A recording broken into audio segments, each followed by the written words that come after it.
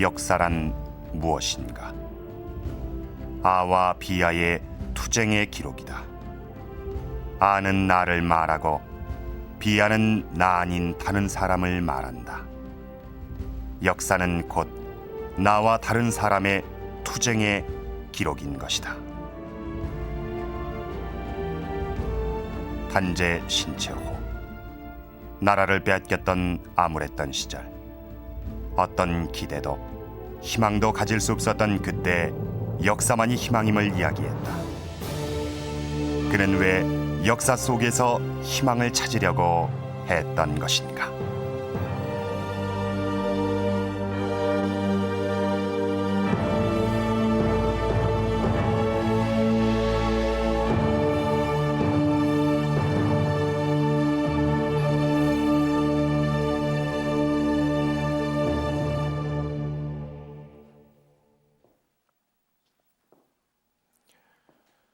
단재 신채호.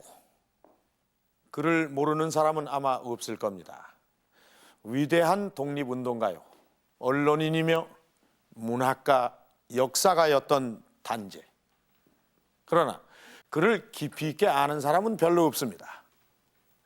그가 우리에게 친숙하게 다가오는 일화가 있습니다. 보통 세수를 하게 되면 이 허리와 고개를 숙이는 게 자연스러운 일입니다. 그러나 단재는 달랐습니다. 그는 세수를 할 때면은 허리와 고개를 숙이지 않고 꼿꼿이 서서 했다고 합니다. 옷 한 벌을 다 적셔가면서도 오히려 옷 버리는 게 뭐 그리 대수입니까? 라고 얘기했던 단재. 그것은 일제 앞에서는 무슨 일이 있어도 어느 방향으로도 고개를 숙이지 않겠다는 그의 의지의 표현이었습니다. 단재 신채호는 평생을 이런 마음으로 살았습니다. 그의 호 단재도 바로 일편단심을 의미합니다. 한 번 옳다고 판단되면 결코 자신의 뜻을 굽히는 법이 없었던 단재. 안타깝게도 그가 처했던 현실은 참혹했습니다. 나라의 미래는 더욱 어두워져만 가고 빼앗긴 나라를 되찾고자 때로는 폭력을 선동했고 모든 수단과 방법을 가리지 않았던 단재는 독립이란 절대절명의 과제 앞에서 어떤 선택을 했을까요? 그는 역사를 선택했습니다. 독립을 위한 현실적 대안을 역사에서 찾은 것입니다. 그리고 그가 우리 역사 속에서 희망을 발견한 시기는 고대사였고 그 무대는 만주 땅이었습니다. 만주. 그는 왜 한반도가 아닌 만주에 주목했던 것일까요?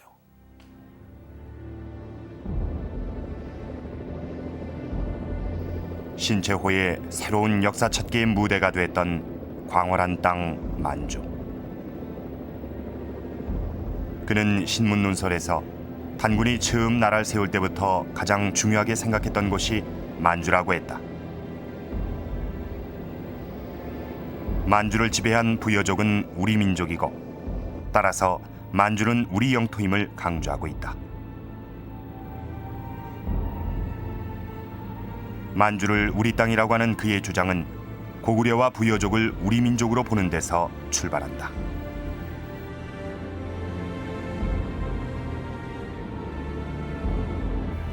우리 역사의 체계상으로 볼 때 저 상고사로 올라가서 그러니까 단군 조선으로부터 그 다음에 부여, 고구려, 발해를 중시하는 이런 역사 인식 체계상으로 볼 때 만주를 중시하는 것이 나올 수가 있습니다. 왜냐하면은 단군과 단군 조선과 부여, 고구려, 발해가 중심 지역으로 있었던 것이 바로 만주였기 때문에 만주를 중시했다 이렇게 할 수 있죠.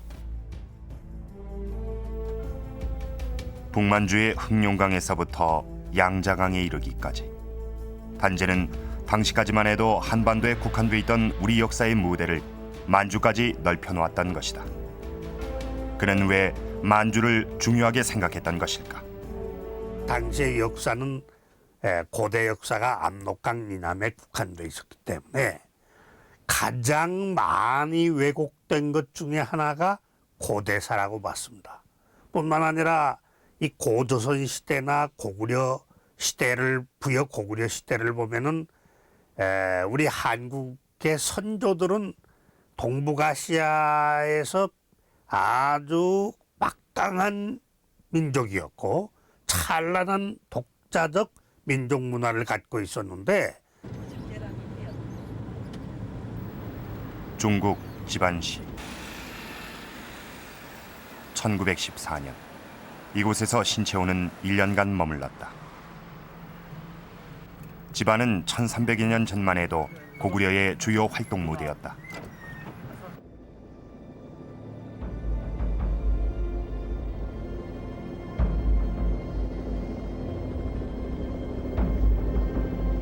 그는 이때 이곳에 흩어져 있는 고구려의 수많은 유적지들을 접했던 것으로 보인다.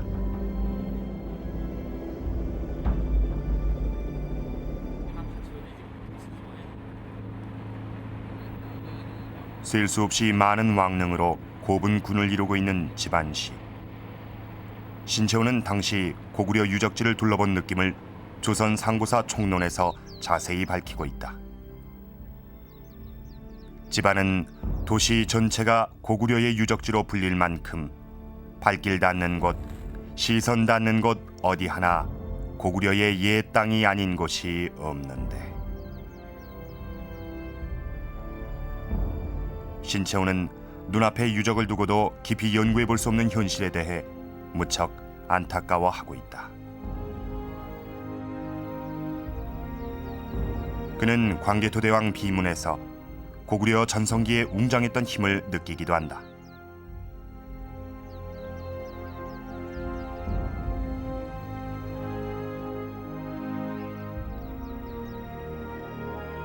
신채호는 고대사를 실증적인 방법으로 고증해 정리했다. 그가 선택한 방법은 그 현장을 직접 발로 뛰어다니는 것이었다.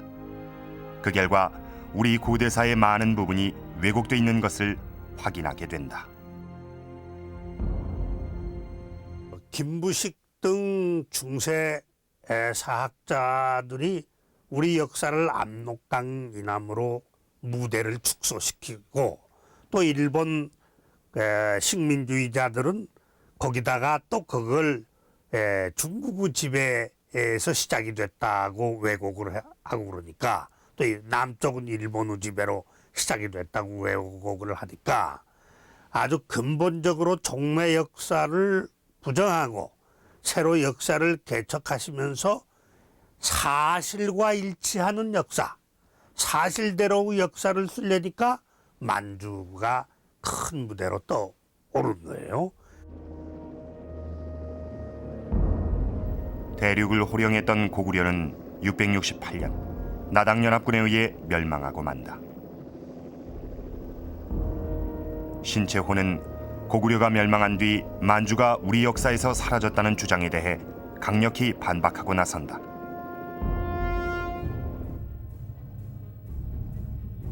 그의 주장은 고구려의 후예인 대조영이 만주에 발해를 세우고 약 300년간 만주를 지배했다는 것이다.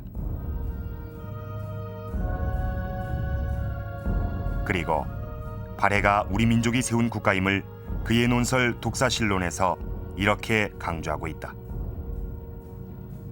발해는 고구려의 후손인 대조영이 세웠고 우리 민족의 국가란 것이다. 따라서 만주가 우리 땅이 분명하다고 했다. 이와 같은 주장은 당시로선 누구도 생각할 수 없었던 것이었다. 중국에 가서는 고적 답사도 했고요. 그리고 중국 북경에 가서는 사고전서를 비롯해서 선진문헌을 굉장히 많이 읽었습니다. 선진문헌은 진나라 이전, 진나라 진시황이 분서갱류를 했는데 분서갱류에서 타지 않은, 없어지지 않은 그런 책들, 그런 문헌들까지도 그가 많이 읽었습니다. 그렇기 때문에 우리나라 안에서 우리나라의 책만 가지고 역사 연구를 한 사람들과는 그러니까 우선 독서량 자체가 다르고 그 다음에 그가 해석하는 범위도 아까 비유가사학, 유가사학을 아울렀다고 했으니까 해석도 이렇게 훨씬 확장된 아주 열린 그런 해석을 할 수가 있었다. 철저한 답사와 수많은 책을 통해 얻어진 그의 새로운 역사 인식은 종전과는 전혀 다른 것이었다. 아는 만큼 보이는 법. 누구보다 역사를 정확히 알고 있었던 신채호. 그는 우리의 고대사와 만주에서 우리의 자랑스러운 역사를 찾아냈고 독립운동을 하는 사람들에게도 우리의 예의 땅에서 나라를 되찾으려고 노력하는 것은 당연한 것임을 강조하고 있다.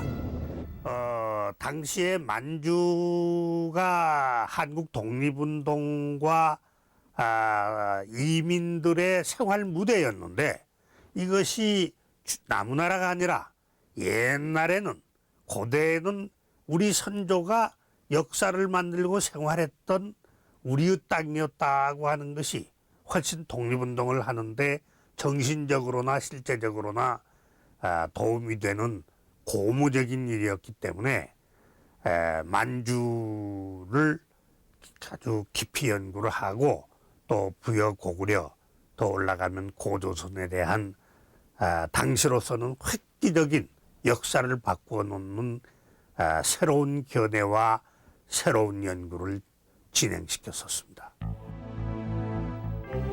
현장을 뛰면서 그는 확고한 신념을 얻었다. 역사 속에서 희망을 찾아내려는 신채호의 노력은 그의 저술 조선 상고사로 결실을 맺는다.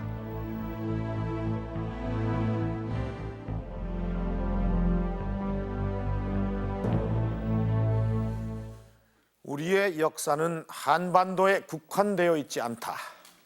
문화도 매우 찬란했다. 신채호의 이런 고대사 인식은 당시로서는 획기적인 것이었습니다. 일본과 중국에 의해 끊임없이 지배를 받은 못난 민족, 하찮은 국가라는 오명도 싹 씻어낼 수 있는 방법을 찾은 것입니다. 잃었던 나라를 찾기 위해 찾아간 만주 땅. 신채호는 그곳에서 역사 뒤편에 가려져 있던 강대한 우리의 역사를 확인했던 것입니다. 그는 고대사를 통해 무엇을 주장하고 싶었던 것인가? 잃었던 우리 민족의 자긍심을 되찾고 싶었던 것은 아니었을까요?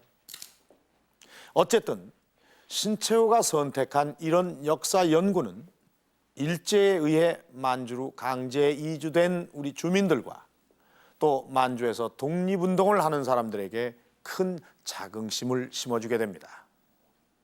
이렇게 끊임없이 역사 속에서 암울했던 현실의 돌파구를 찾고자 노력했던 단재. 그는 언론인이었기 때문에 누구보다도 현실을 똑바로 볼 수 있었던 것으로 보입니다. 그가 역사에 몰두하게 되는 계기는 무엇이었을까요?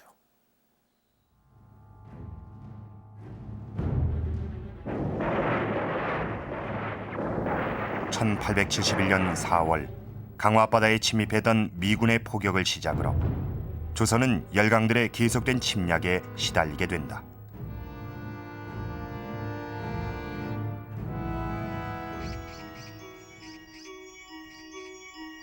바로 이때 1880년 12월 단재는 조선조 영의정을 지낸 신숙주의 18대 손으로 태어난다. 시골 양반 집안의 살림은 가난했다. 단재가 7살 되던 해 아버지 신광식마저 세상을 떠나고 단재는 할아버지 신성우 밑에서 한학을 배우며 자란다. 어려서부터 책을 가까이 했던 단재는 9살에 중국 역사서 자치통감을 완전히 익혔고 13살 때는 사서 삼경을 독파해 천재란 소리를 듣기도 한다.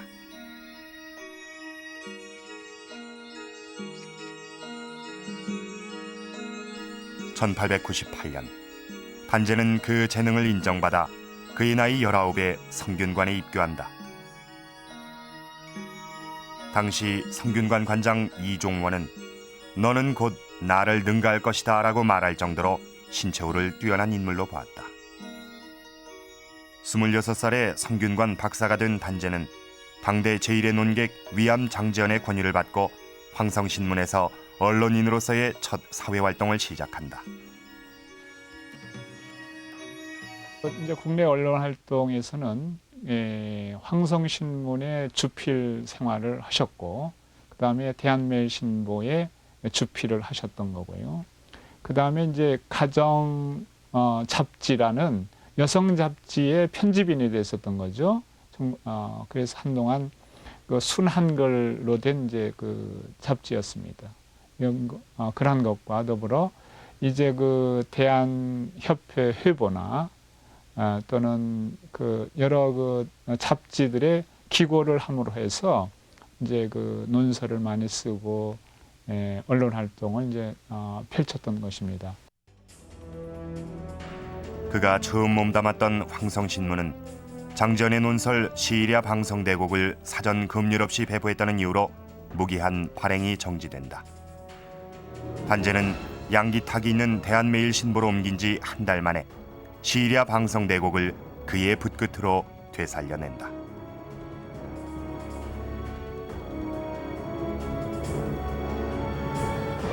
단재는 대한매일신보를 통해 일제 탄압이 강하면 강할수록 논설의 강도를 높여간다. 이 무렵 단재는 국권을 회복하고 실력을 키우기 위해서는 민족의 힘이 강해져야 한다고 주장하면서 역사에 대한 많은 논설을 쓴다.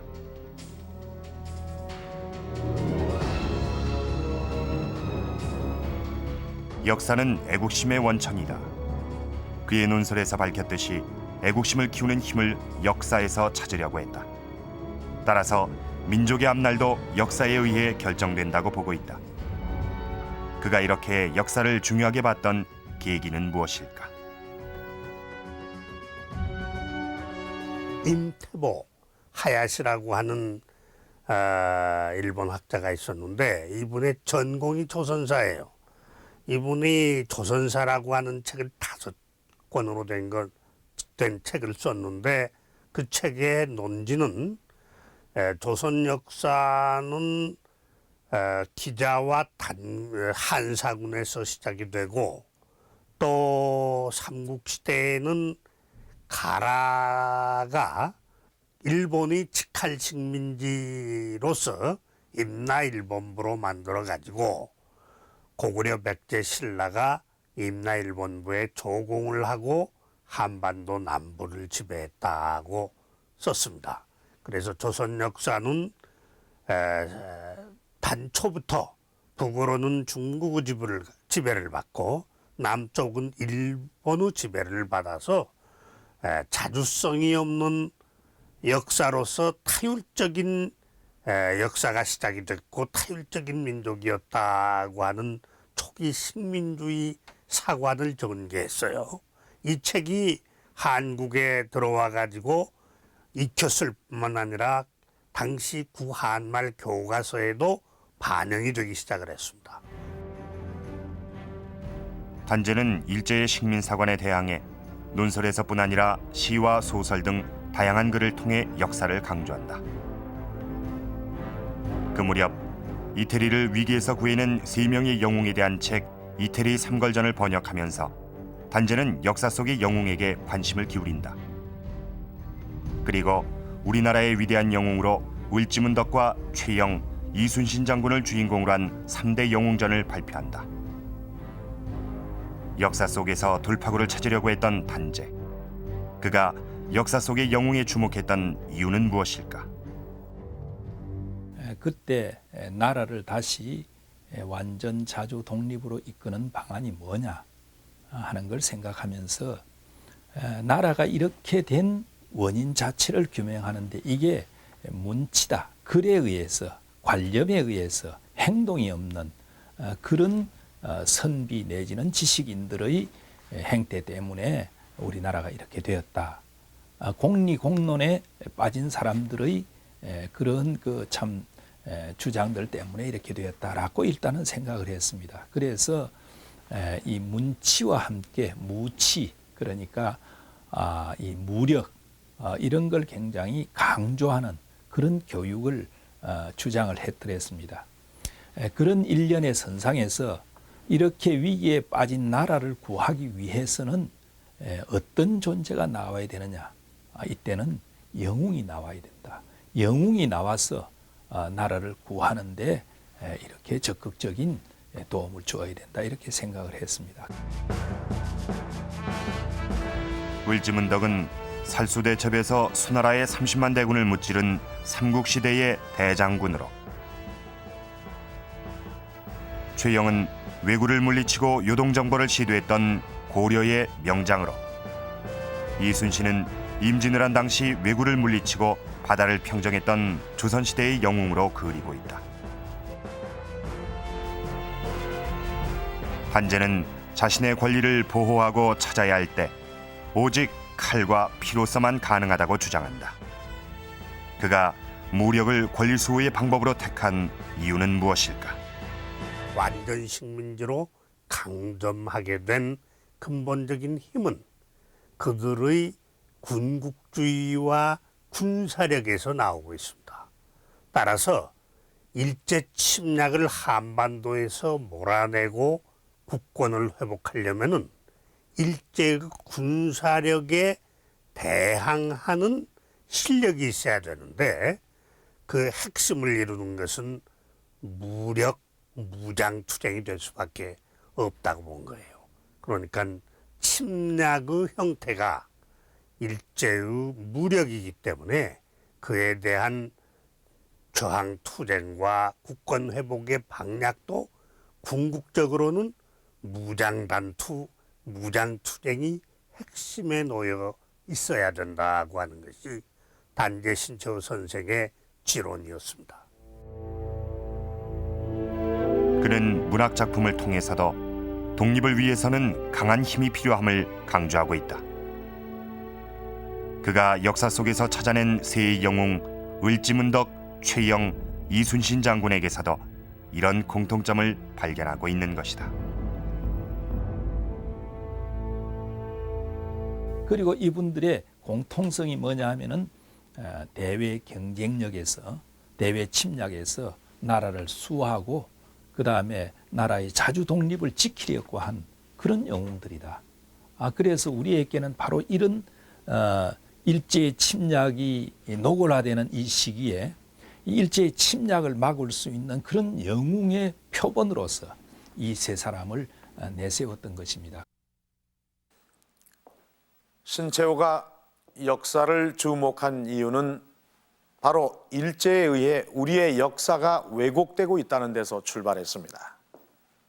그리고 우리 역사 속의 영웅들에서 희망을 보았습니다. 강한 나라, 힘 있는 민족만이 살아남을 수 있다는 진리. 그러기 위해서는 힘을 길러야 하고 곧 무력으로만 이길 수 있다고 봤습니다. 이것은 역사를 철저히 공부했기 때문에 우리의 역사적 사건으로부터 얻을 수 있는 결론이었습니다. 독사실론, 신채호가 쓴 논문입니다. 그 첫 구절을 한번 보면은 한 국가의 역사는 그 민족의 번영과 멸망을 담고 있어서 민족을 버리면 역사가 없고 그 역사를 버리면 국가라는 것도 대단한 것이 아니니 역사가의 책임이 얼마나 중요한가. 이렇게 신채호는 그의 글에서 역사와 국가 또 민족을 공동 운명체로 보았을 만큼 역사를 중요하게 생각했습니다. 이 역사가의 책임 또한 그만큼 중요하게 보고 있습니다. 그런데 역사가인 신채호가 조선 역사상 1000년 내 제1대 사건으로 꼽았던 사건이 하나 있습니다. 지금부터 1000년의 역사를 되돌아보건대 최대의 사건, 적어도 단재에게는 그렇게 보였던 사건이 아이러니컬하게도 고려사에는 반역으로 기록되고 있습니다. 과연 무슨 사건일까요?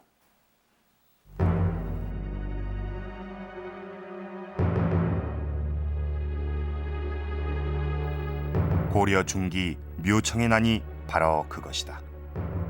묘청에 대한 당대 기록부터 살펴보자. 고려사저료 인종 10년의 기록이다.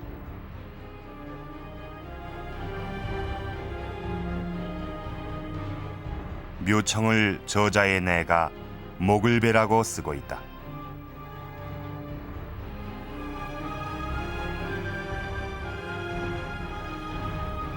고려사저료 인종 12년의 기록은 어떠한가?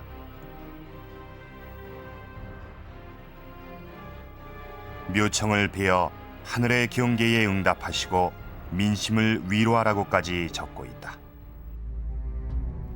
묘청, 고려 중기에 활동했던 승려로 그에 대한 당대의 기록들은 하나같이 그를 반역자여 허황된 술수를 부리는 인물로 평가했다. 반면 신채호는 왜 그런 묘청에 대해 최고의 평가를 내리고 있는 것일까?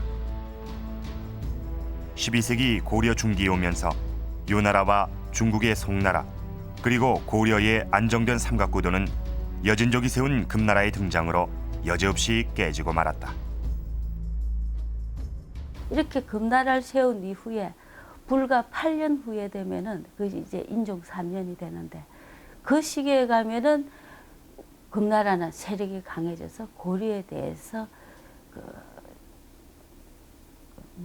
형제 관계를 요구합니다. 그래서 고려는 동생의 나라고 이 금나라는 형의 나라다. 이렇게까지 이제 세력을 강하게 키워가게 되는 겁니다. 이렇게 되자 이 고려에서는 옛날에 부모의 나라로 섬기던 여진이 이제는 세력이 강해져서 군신 관계를 요구합니다. 인종대가면은. 그래서 고려는 신하의 나라요, 여진은 황제 임금의 나라 이렇게 격화시키게 되는데 여기에 대해서 고려 조정이 대단히 붕괴를 하게 됩니다. 이때 묘청이 등장하여 금나라를 아예 정복해버리자고 주장하며 칭제 건원까지도 내세우게 된다.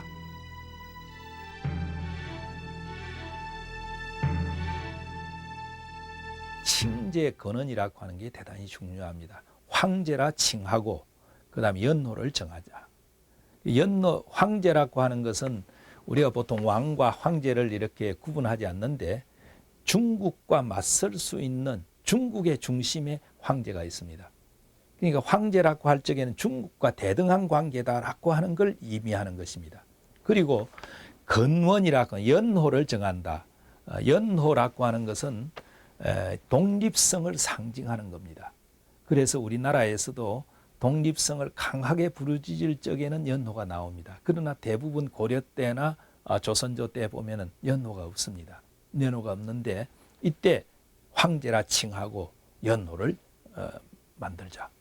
이건 그러니까 독립심의 그 상징으로서 대단히 중요한 거고. 묘청은 이어서 수도를 개경에서 서경으로 옮길 것을 주장한다.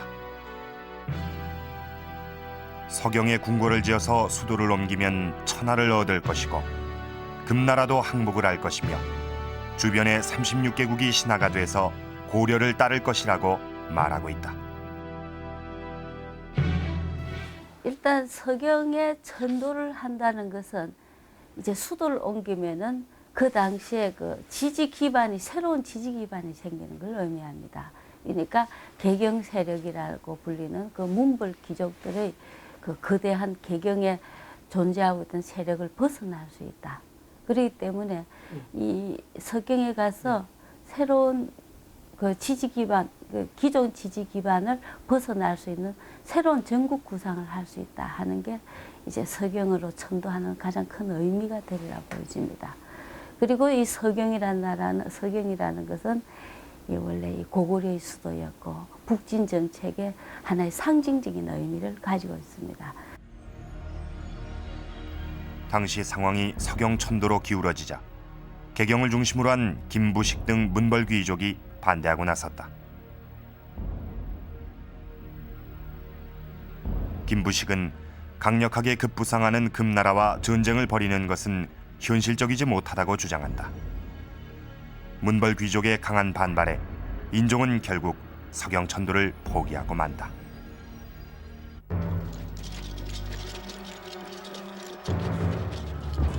개경 중심 세력에 의해 서경천도가 실패로 돌아가자 묘청은 난을 일으킨다.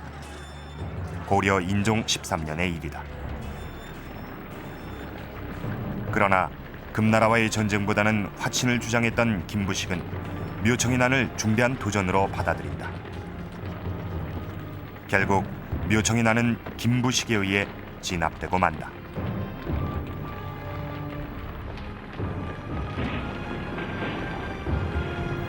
이것이 단재 신채호가 조선 역사상 1000년 내 제1대 사건으로 꼽았던 묘청의 난이다. 이 사건이 그에겐 왜 그렇게 크게 보였던 것일까?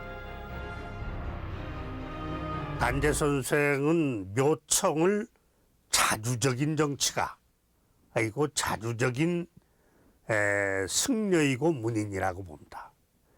반면에 김부식은 사대주의적이고 중국 이전적인 정치가이고 역사가라고 봅니다.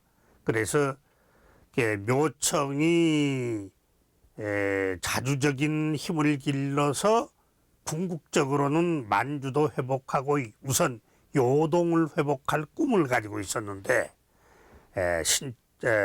김부식이 군사를 데리고 묘청을 쳐서 묘청을 패배시킨 거, 그리고 삼국사기로 압록강 이남에 만족하도록 정신교육을 시킨 거, 이것이 결국은 우리나라를 힘이 없는 나라, 작은 나라로 만든 그 결정적인 전기가 됐다고 보고 있어요. 묘청의 난을 정벌하고 돌아온 김부식은 문화시중 판이부사 감수국사란 벼슬을 얻게 되고 삼국사기 편찬 총책임을 맡는다. 김부식을 사대주의자라고 비판했던 신채호는 삼국사기의 내용에 대해서도 거세게 비난한다. 삼국사기에 보면은 우리 역사를 우리의 관점에서 해석하거나 판단하지 아니하고 그 중국적인 관점에서, 유교적인 관점에서 우리의 것을 비판한 것이 들어 있습니다. 예를 들어서 고구려가 중국과 그렇게 전쟁을 해가면서 자주권을 수호하려고 했다 하는 그런 부분에 대해서 중국을 어떻게 거역해서 이렇게 할 수가 있느냐라는 그런 비판이라든지 하는 것이 드러들어 보입니다. 그리고 그 거리를 측정하는 그런 것도 우리 자체 내에서 가령 지역이나 거리를 얘기하지 아니하고 북경에서 가령 몇 리가 된다라든지 이런 가치관 문제에서도 이 중국 중심의 것이 보이고 있습니다. 신채호는 김부식의 사대주의 때문에 중국의 눈높이로 쓰여진 역사를 우리의 역사로 받아들일 수 없었다.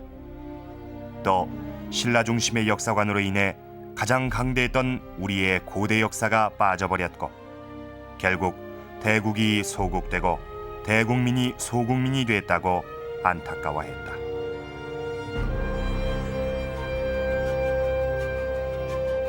신채호는 삼국사기를 역사서로조차 인정하지 않고 있다. 그는 왜 이렇게 삼국사기를 부정하고 있는 것일까? 제일 중요한 이유는 역시 영향력이 컸기 때문이다. 이렇게 볼 수 있지 않겠습니까? 우리나라에 지금 현존하는 사서 중에서 삼국사기가 가장 오래된 것이고 이 삼국사기를 통해서 우리는 삼국시대나 신라시대, 그 이전 시대에 대해서 이제 편린이라도 볼 수 있는 겁니다.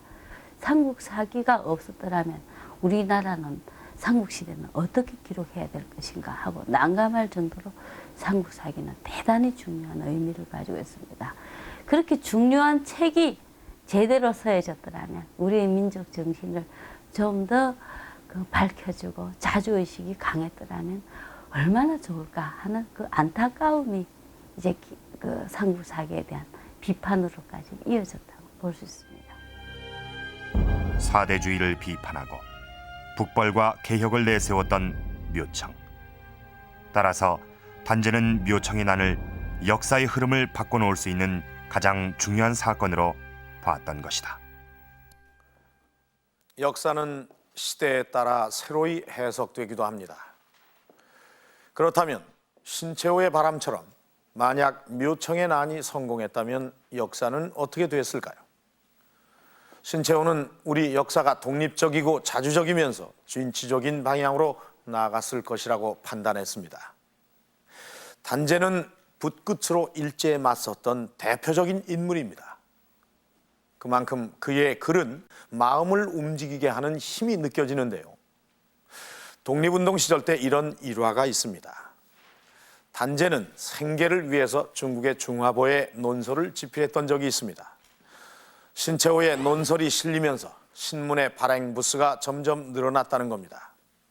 그러던 어느 날 신문사에서 단재가 쓴 논설 가운데 이 조사에 불과한 의자를 마음대로 고치는 일이 있었습니다. 다음 상황은 어땠겠습니까? 신채호는 논설을 중단해버립니다. 독자들이 줄어들고 신문사 사장은 매일같이 단재를 찾아와 사과를 하려 했지만 단재는 끄떡도 하지 않았습니다. 당장 생계가 끊길 지경에 이르렀어도 단재는 그보다 한국인을 무시하는 중국인들의 태도가 참을 수 없었던 것입니다. 그리고는 생계를 위해서 글을 썼던 자신을 질책했다는 겁니다. 민족적 자존심을 단재가 얼마나 중요하게 여겼는가를 느낄 수 있는 단적인 사건이었습니다. 독립을 갈구하는 사람들의 마음을 움직이게 했던 신채호의 글, 그 대표적인 글이 조선혁명선언입니다. 조선혁명선언에는 신채호의 역사관이 잘 드러나 있는데요. 조선혁명선언, 그것은 독립투사들의 바이블이자 행동 지침서로 통했습니다. 투쟁 목표와 대상을 결정하고 그것을 어떻게 실천해야 할 것인지에 대한 구체적인 방법을 제시하고 있는 조선혁명선언. 왜 단재 신채호는 의열단에게 조선혁명선언을 써주었던 것일까요? 6,400여 자에 이르는 장문으로 완성된 조선혁명선언. 최남선의 3.1 독립선언서와 함께 최고의 명문으로 전해지고 있다. 당시 수많은 젊은이들의 피를 뜨겁게 했던 조선혁명선언. 그 글은 과연 어떤 내용을 담고 있는 것일까? 조선혁명선언, 그 첫머리는 이렇게 시작된다. 강도 일본이 우리 국호를 없이하여 우리의 정권을 빼앗으며 우리의 생존적 필요 조건을 다 박탈하였다. 일제에 대한 고발로 시작되는 이 선언의 구체적인 내용은 무엇인가? 그 내용의 요지를 말씀드리면 그 문서 제목 그대로 지금 조선에서 조선 민족을 주체로 한 혁명이 필요하다는 거였습니다. 그럼 왜 혁명이 필요한가? 그것은 일본의 식민지 통치, 단재 선생은 그거를 강도 통치라고, 강도 정치라고 표현하셨는데 그 식민지 통치에 의해서 조선 민족의 생존 조건이 지금 압박받고 또 모든 조건을 박탈당하고 있기 때문에 혁명을 해야만 조선 민족이 살아남을 수 있다, 살아날 수 있다는 것이었죠. 그랬을 때 그 혁명의 어떤 진로 내지 구체적인 내용을 단재 선생은 선언 속에서 5가지로 간추려서 제시하셨습니다. 첫째, 다른 민족의 지배에서 벗어나 조선 고유의 것을 찾는다. 둘째, 특권 계급을 없애고 인간 본연의 자유로운 모습을 찾는다.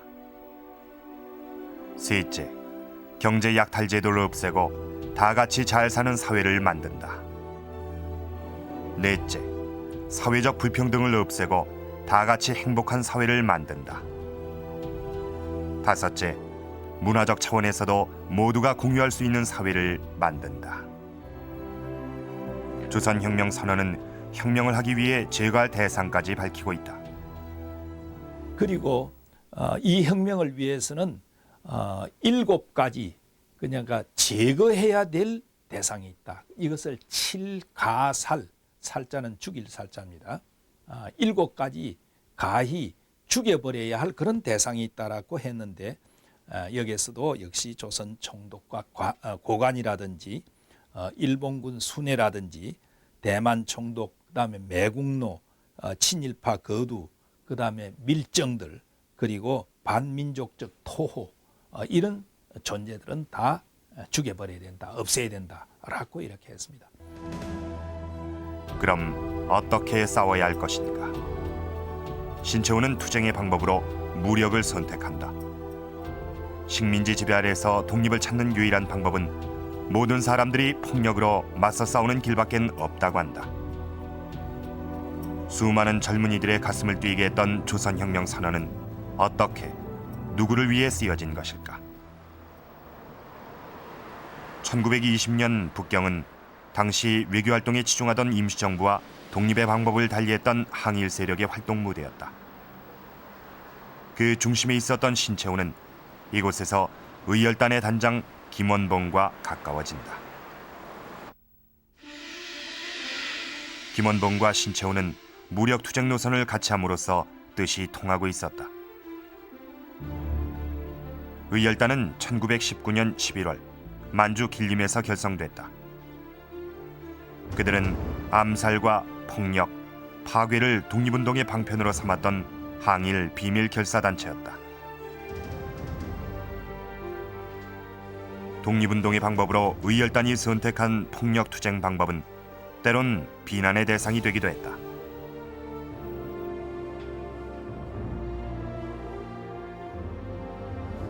그동안 의열단이 취해온 독립운동 노선에 대해서 그것이 단순한 테러리즘이다, 내지는 과격주의다, 또는 공포주의다 하는 식의 비판이 상당 정도 가해져 왔었습니다. 그건 임시정부 내부에서도 아주 유력 인사들까지도 그런 비판을 가했는데, 특히 1922년 3월에 상하이에서 의열단이 시도했던 황포탄 의거라고 하는 일본 육군대장 다나카 기이치를 저격한 의거에서 그게 아쉽게도 실패하면서 불행히도 미국인, 영국인, 중국인 사상자가 생겨버리는 사건이 있었습니다. 그 직후에 이제 여러 군데서 비판이 들어오고 해서 의열단이 어떤 면에서 좀 궁지에 몰려 있었죠. 그래서 그런 상황에서 의열단이 자기 노선의 정당화를 기하면서 이념적인 재무장을 하기 위해서 어떤 그런 뒷받침을 해줄 수 있는 선언이 하나 필요하다고 생각했었던 것 같습니다.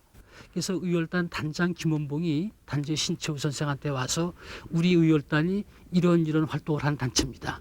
그래서 이런 우리 활동의 어떤 정당성, 이념적 지표가 될 만한 그런 문건을 작성해 주십시오라고 요청하게 되지요. 그래서 그 요청을 받고 단재 신채호 선생은 의열단이 폭탄을 만드는 폭탄 재료소를 직접 방문합니다. 그때 이제 의열단에서는 단재 신채호 앞에서 실제로 폭탄을 터뜨려 보이지요. 그걸 보고 이제 단재 신채호 선생이 그 감흥을 해서 분격을 해서 조선혁명선언을 집필하게 됩니다.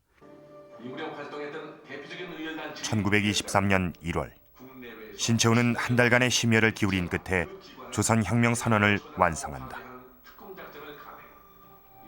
조선혁명선언은 의열단의 의식을 한껏 고양시켰다.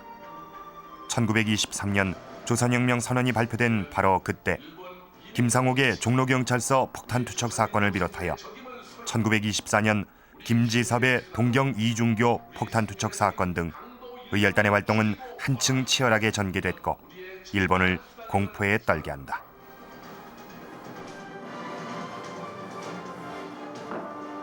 의열단으로서는 이제 우리는 혁명가다, 우리 의열단은 혁명단체다, 우리는 혁명운동을 하고 있다라고 하는 취지에서 굉장한 자부심과 긍지를 가지게 되었습니다. 그래서 그 이후로 이 혁명선언을 중국 관내라든지 만주, 그다음에 러시아, 미주 곳곳으로 또 국내로 해서 우편으로 보냈고, 일본 도교회는 단원들을 시켜서 일부러 가서 살포하기도 했고, 거사 때는 항상 이걸 가지고 휴대하면서 뿌렸고요. 그래서 이 조선혁명선언과 신채호 선생은 의열단으로서는 하나의 정신적 지주처럼 그렇게 여겨졌고, 굉장한 자부심과 긍지를 불어넣어주는 원천이 됐었죠. 단재는 이 선언문을 이렇게 끝맺고 있다. 민중은 우리 혁명의 대본영이다. 폭력은 우리 혁명의 유일 무기이다. 강도 일본의 통치를 타도하고 우리 생활에 불합리한 일체 제도를 개조하여 인류로서 인류를 압박하지 못하며 사회로서 사회를 수탈하지 못하는 이상적 조선을 건설할 것이다. 앞이 한치도 안 보이는 암담한 상황. 신채호는 한때 절망에 빠진 현실을 구출해내줄 영웅의 출현을 갈망하게 됩니다. 그래서 을지문덕, 최영, 이순신 장군의 전기를 쓰기도 했지만 이제는 일제에 대항하기 위한 유일한 방법이 수많은 일반 민중의 자각과 투쟁밖에 없다는 결론에 다다르게 됩니다. 아와 비아의 투쟁의 기록. 신채호는 역사를 아와 비아의 투쟁, 즉 나와 나 아닌 다른 것과의 끊임없는 투쟁으로 쟁취해내는 것, 그것이 바로 역사다라고 했습니다. 이것은 신채호가 처음부터 끝까지 일관되게 가지고 있었던 역사관입니다.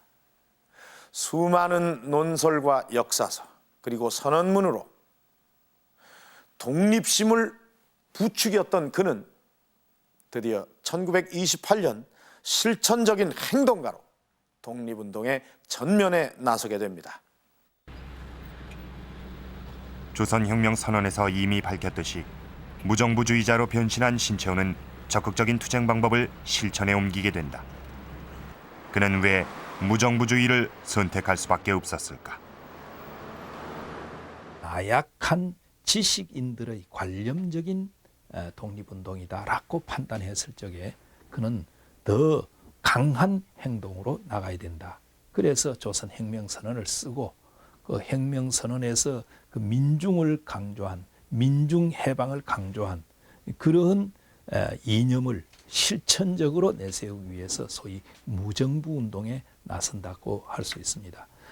그의 무정부운동은 초기에는 독립운동과 물론 연관이 되어 있습니다. 또 끝에도 연관이 되어 있지만은 무정부운동 자체로서의 가치도 굉장히 있습니다. 신채호가 지향했던 무정부주의 운동은 나라를 빼앗긴 국민 모두 함께 힘을 모아 제국주의에 대항하자는 것이다.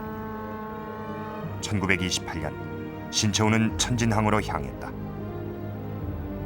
한국, 중국, 일본, 대만, 베트남, 인도, 필리핀 등 7개국 무정부주의자들이 참여한 천진대회에 참석한 신채호.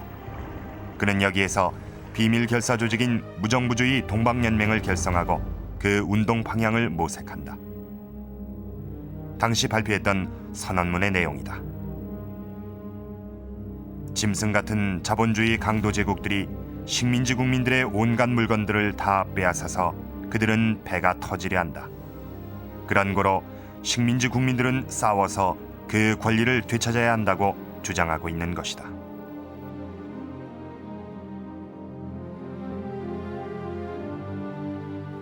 천진 대회에서는 이제 보면은 북경 교회에다가 폭탄 공장을 만들어 가지고 이제 테러 활동을 하던 얘기입니다.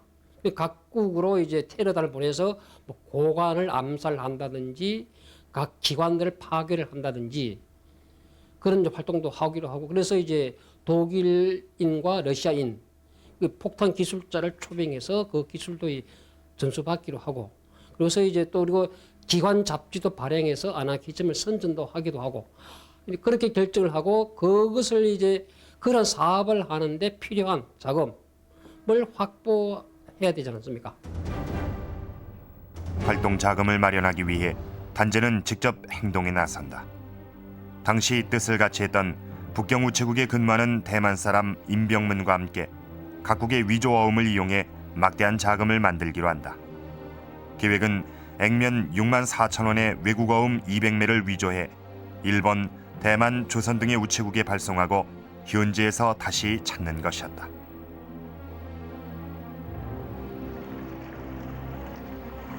신채호는 당시 유맹원이란 가명을 쓰며 중국인으로 변장했다. 1928년 5월 8일 신채호는 돈을 찾기 위해 일본 고베를 거쳐 대만행 배에 올랐다.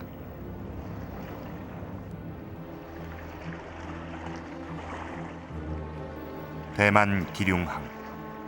안타깝게도 신채호의 정보는 유출되고 말았다. 그가 상륙 직전 미리 연락을 받은 일본 수상경찰들은 항구에서 대기하고 있었다.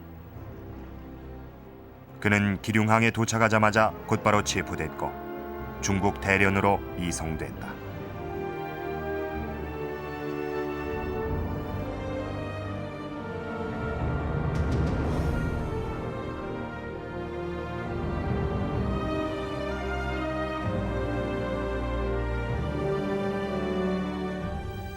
신채호는 여순 감옥에 투옥됐다. 이곳은 수많은 독립투사들이 옥살이를 한 역사의 현장이다.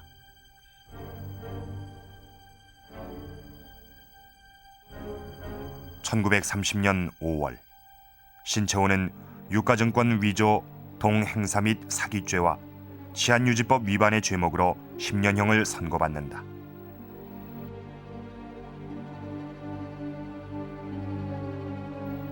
수감 당시 신채호의 얼굴은 언제나 그랬듯이 당당했다. 죄수번호 411번, 나이 49세 신채호.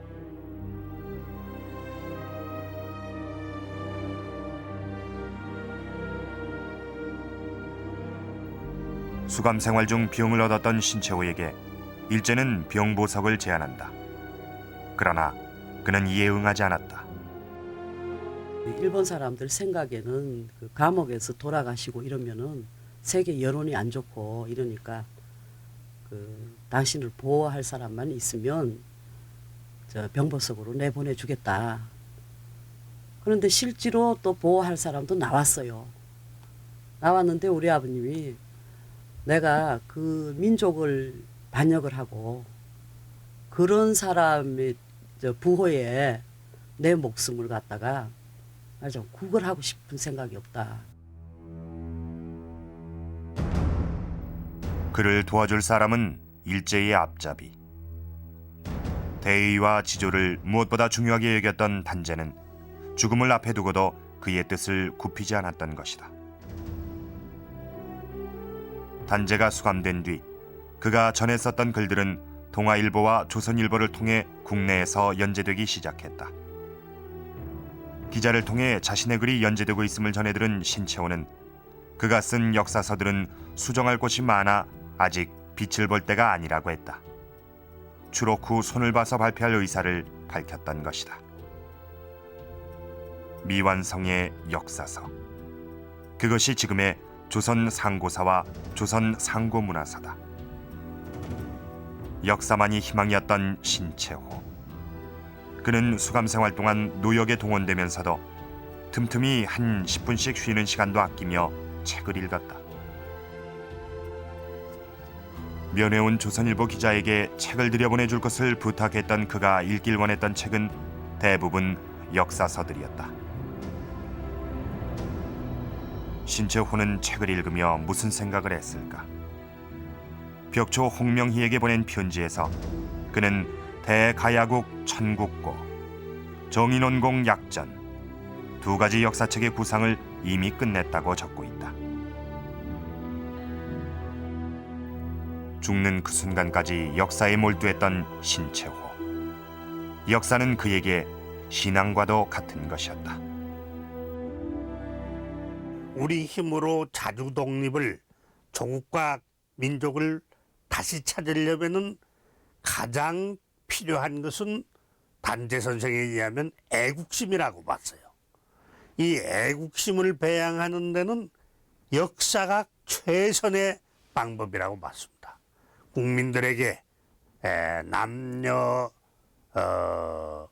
노소를 가리지 않고 빈부 귀천을 가리지 않고 역사를 가르쳐 놓으면, 그것도 조국의 그 정신이 있는, 얼이 스며들어 있는 역사를 가르쳐 놓으면은 그 사람들이, 또 특히 청소년들이 이 역사를 배우고 자라서 애국심이 배양돼 가지고 반드시 미래에는 이 역사의 힘으로, 그래서 또 통하면 애국심의 힘으로 온갖 방법을 다 동원해서 궁극적으로는 일본 제국주의를 한반도에서 몰아내고 독립을 쟁취할 것이라고 봤습니다.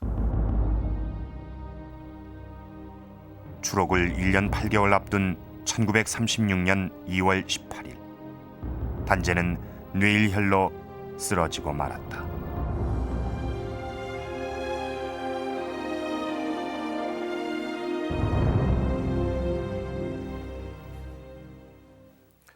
지난 2월 21일 단재 서거 65주기 추모제가 열렸습니다. 완전 독립, 절대 독립만을 원했던 단재 신채호. 그는 그토록 열망했던 조국의 해방을 보지 못하고 56세의 나이로 눈을 감고 말았습니다. 단재 신채호에게 역사는 잃어버린 나라를 되찾기 위한 유일한 희망이었습니다. 우리 역사상 가장 강력했던 고대사 연구를 통해 좌절에 빠져있는 일반 민중에게 민족적 자긍심을 심어주고 그것이 바탕이 되어서 독립이 가능하리라는 것이 신채호의 생각이었습니다. 빼앗긴 나라를 되찾기 위해서는 나라 사랑하는 마음을 길러야 하고 그러기 위해서는 역사를 배워야 한다는 것입니다. 그는 역사만이 유일한 희망임을 실천적으로 보여주려고 했던 것입니다. 역사만이 희망이다라는 명제를 가슴에 안고 실천적으로 독립운동 전면에 나섰던 단재 신채호. 그는 같지만 행동하는 지식인으로서의 모습은 오늘을 사는 우리들의 가슴 속에 깊이 남아 있습니다.